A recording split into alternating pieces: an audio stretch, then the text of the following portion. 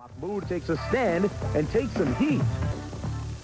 And what's in the national anthem? We'll examine the issues and answers with Mahmoud Abdul-Rauf. Mahmoud Abdul-Rauf might not have known about John Carlos or Tommy Smith, but he knows how they felt after protesting during the national anthem.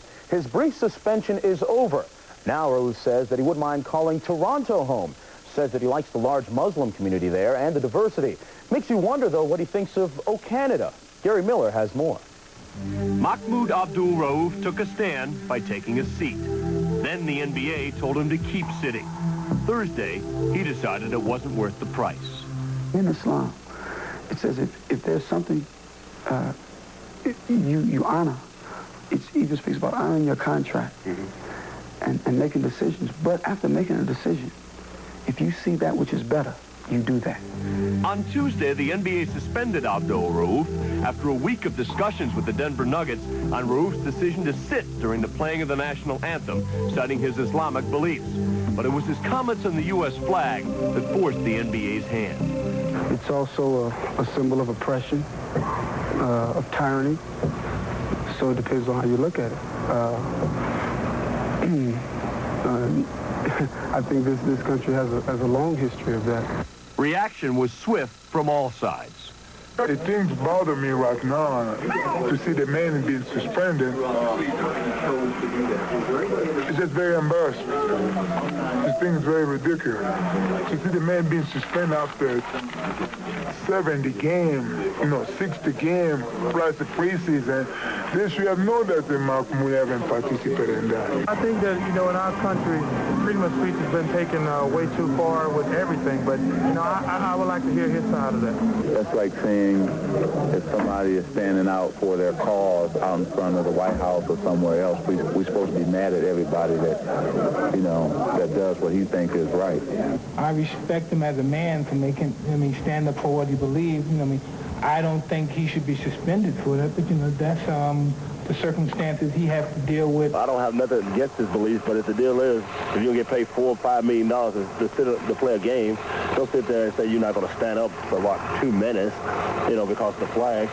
And if you want to do that, won't you bring your own flag and sing your own national anthem? On the court, Abdul-Rauf leads the team, as well as being amongst the league leaders in points, assists, and minutes played.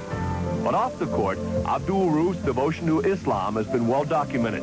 He prays daily, sometimes at the expense of pregame meetings. He declines medication, including drugs for his Tourette's syndrome. He showers alone, maintaining strict requirements of modesty. And he fasts during Ramadan, something his coaches prefer he didn't do. But some Muslims, like the Rockets' Hakeem Olajuwon, interpret the beliefs differently. People even almost worship the flag.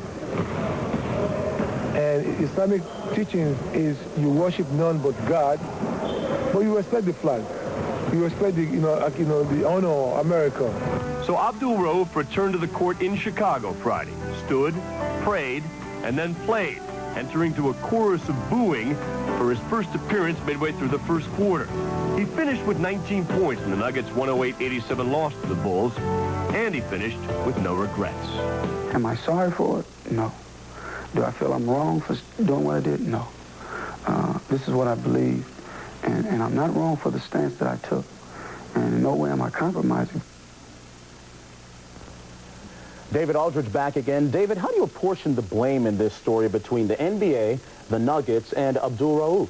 I think a lot for everybody, but let's be honest about one thing, first of all. The comments that Mahmoud Abdul-Rauf made were about the flag, and what he said was the flag was a symbol of tyranny and oppression, but he also said it was a symbol of freedom, and I think people need to know that. It's something that hasn't been shown on a lot of the clips that you've seen, and people need to know he was answering the question in full. Let's give him the benefit of the doubt on that. Secondly, the league could have stepped in a lot earlier than it did. They knew about this a month ago. They sort of passed the buck to the Nuggets, told the Nuggets to handle the problem.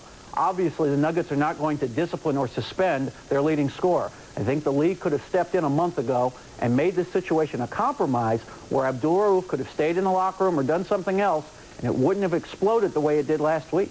David, thanks a lot. Finds Rauf. He's open.